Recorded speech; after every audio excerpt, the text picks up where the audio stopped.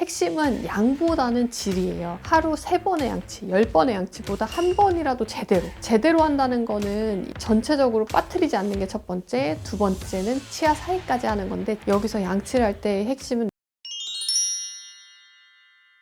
안녕하세요. 치과의사 밀쌤입니다. 혹시 여러분 양치 잘하고 계시다고 생각하세요? 그런데도 잇몸이 자주 붓고 피가 난다면 그건 이미 침묵의 질병, 치주염이 시작된 겁니다. 오늘은 양치만 잘해도 수명이 10년 길어진다는 말이 왜 단순한 비유가 아닌 과학적 사실인지 말씀드릴게요. 치주염은 단순히 잇몸이 붓는 병이 아닙니다. 입속 세균이 약해진 점막을 뚫고 혈관 속으로 들어가서 전신을 돌면서 전신 만성 염증 질환을 일으키게 되는데요. 실제로 치주염이 있는 사람은 심혈관 질환, 심근경색 같은 질환의 위험을 2.7배, 뇌졸중 위험을 2.8배, 당뇨는 6배, 조산, 저체중아 위험은 7.5배나 높이게 되고, 그 외에도 치매, 비만, 암, 전립선 질환, 피부 질환 등 수많은 전신 질환의 위험률을 높이게 됩니다. 구강은 전신의 창이잖아요. 내 몸 쪽으로 들어오는 수많은 세균, 바이러스의 장벽이 되어야 하는 구강이 오히려 치주 질환이나 구강 염증으로 인해서 뇌에도 발견되고 무릎 관절에도 발견이 되고 자궁에까지 발견이 되게 됩니다. 입안에 있는 세균이 전신 염증의 시발점이 되기도 하는 거죠. 건강한 잇몸은 뼈가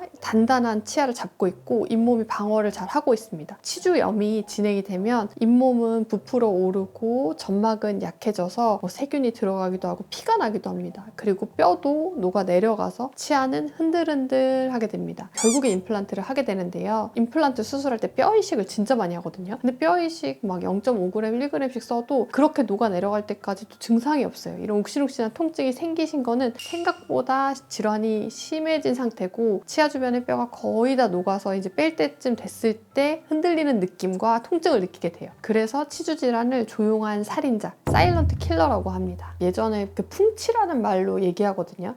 잇몸 질환이라고 생각하시면 되는데, 치주염은 잇몸이 겉으로 붓고 피나는 것뿐만 아니라 사실은 뼈를 녹이고 있습니다. 이 세균이 잇몸을 뚫고 혈관 속으로 들어가면서 전신을 돌아다니게 되는 전신 만성 염증 질환이에요. 보통 염증을 생각하면 약을 먹으면 해결될 거라고 생각을 하시잖아요.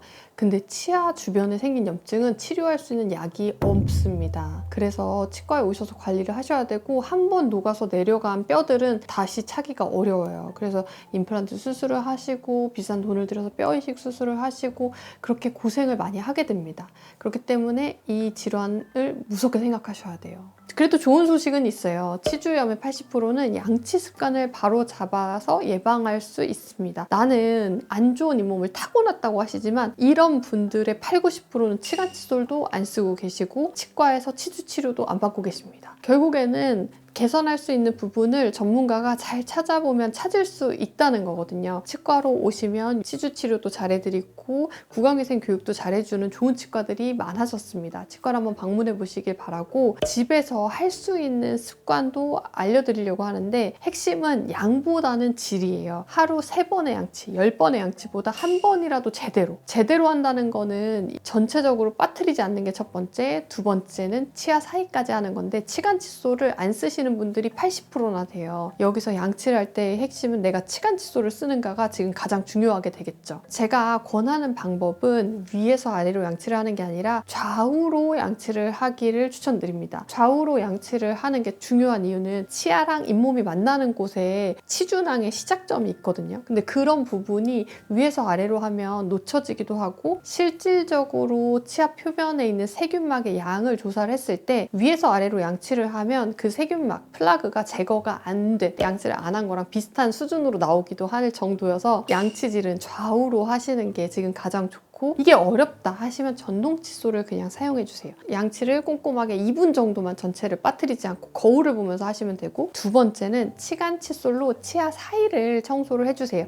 이때는 치아 사이를 청소할 때 바깥쪽에서만 하시지 마시고 굽혀서 안쪽에서 바깥쪽으로도 해주시면 100점입니다. 그리고 세 번째는 혀의 등면을 닦는 거예요. 혀 클리너로 닦아주셔도 좋고, 구강의 세균에 되게 많은 수가 혀에 껴있거든요. 그래서 혀를 꼭 닦아주세요. 잡아주셔야 됩니다. 이렇게 3단계만 지켜도 치주염을 예방할 수 있습니다. 치주염을 조용히 키우는 잘못된 습관도 있는데요. 여러분들이 잘 모르실 것 같아서 3가지 알려드릴게요. 이런 습관은 아무리 양치를 해도 치주염을 키울 수 있습니다. 첫 번째, 양치질을 위에서 아래로 닦는다. 우리나라에서는 위에서 아래로 닦으시는 분들이 많죠. 위에서 아래로 닦으면 양치질 효율이 너무 떨어지고 이랑 잇몸 사이의 중요한 부분들을 닦지 못하고 마사지 효과도 없게 됩니다. 두 번째는 입으로 숨 쉬는 습관인데요. 입을 숨을 쉬게 되면 뭐가 안 좋냐면 침이 마르게 됩니다. 입이 마르고 건조하면 침 분비도 떨어지고 구강 세균이 더 활성화가 되는데 이렇게 되면 세균량이 늘어나고 치주 질환이 심해질 수 있겠죠. 세 번째는 흡연입니다. 흡연과 스트레스 이런 것들은 이 혈류도 줄어들고 잇몸의 회복력이 떨어지고 면역도 악화되게 됩니다.